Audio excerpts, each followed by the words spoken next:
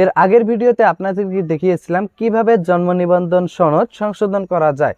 তো বন্ধুরা, আজকে আমরা এই ভিডিওতে দেখতে চলেছি কিভাবে আমাদের অনলাইনে জন্ম সনদ সংশোধন করার পরে আমরা বুঝতে পারবো যে জন্ম সনদটি সংশোধন করা হয়েছে কিনা।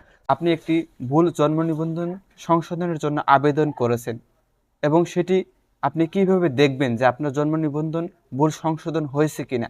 সো এটি দেখার জন্য আমরা সর্বপ্রথম ক্রোম ব্রাউজারে চলে যাব এবং আরেকটি কথা বলে নিচ্ছি, যাদের জন্ম নিবন্ধনে এখনও ভুল রয়েছে তারা কিভাবে আপনার জন্ম নিবন্ধনটি ঠিক করবেন।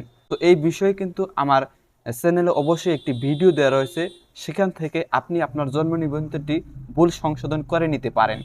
সো আমরা যেহেতু আজকের এই ভিডিওতে দেখব যে একটি জন্ম নিবন্ধন ভুল সংশোধন করেছেন এবং সেটি কোন অবস্থায় রয়েছে সেটি চেক করব।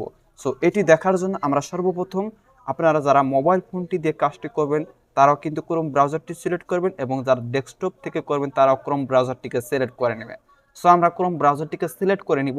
সিলেক্ট করার পর এখানে আমরা লিখে দিব সার্চ বারে bdris.gov.bd, সেম ওয়েবসাইটটি আপনারা সার্চ করে নেবেন। সার্চ করার পর এখানে আপনারা সেম ওয়েবসাইটটি দেখতে পারবেন। সো যারা মোবাইল ফোনটি দিয়ে করবেন কাজটি সেম ওয়েবসাইটটি দেখতে পারবেন।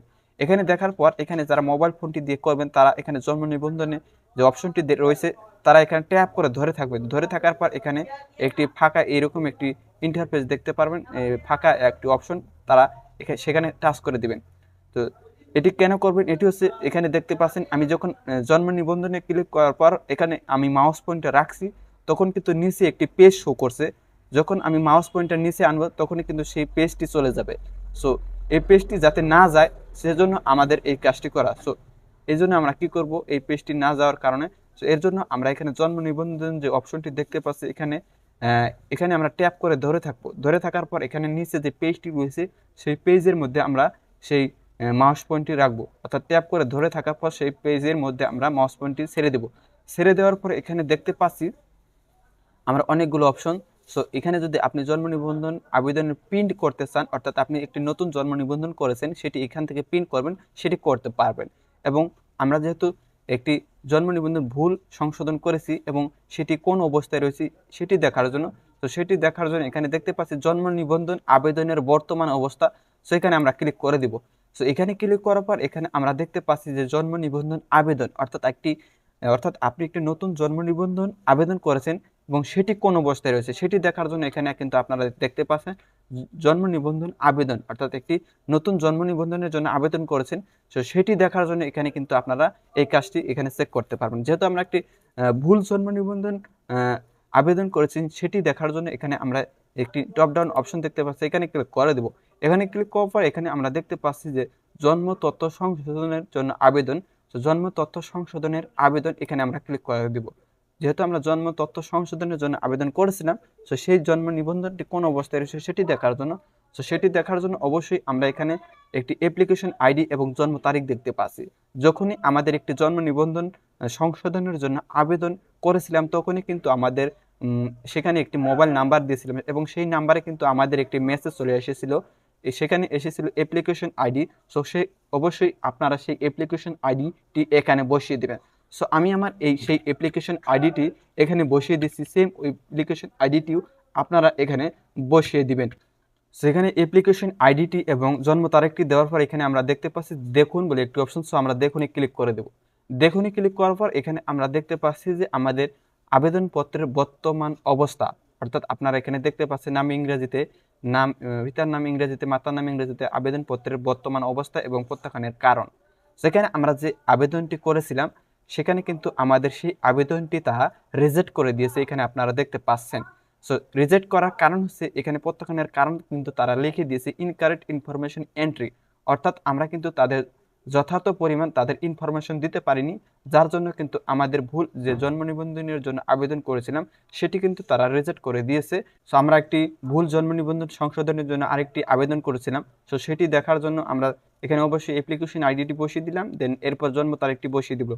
বসিয়ে দেওয়ার পর এখানে আমরা দেখুন বলে একটি অপশন দেখতে পাচ্ছি, দেখুনে ক্লিক করে দিব। সো দেখুনে ক্লিক করার পর এখানে দেখতে পাচ্ছেন আবেদনপত্রের অবস্থা, অর্থাৎ নাম ইংরেজিতে, পিতার নাম ইংরেজিতে, মাতার নাম ইংরেজিতে, আবেদনপত্রের অবস্থা, অর্থাৎ এটি কারেক্টেড হয়েছে, অর্থাৎ এটি কিন্তু প্রত্যাখ্যানের কারণ আপনারা এখানে দেখতে পাচ্ছেন নেই। এবং আবেদনপত্রের অবস্থা, অর্থাৎ এই জন্ম নিবন্ধনটি ভুল সংশোধন আবেদন করার পর অবশ্যই এটি সংশোধিত হয়ে গিয়েছে। আপনারা এখানে দেখতে পাচ্ছেন যে কারেক্টেড।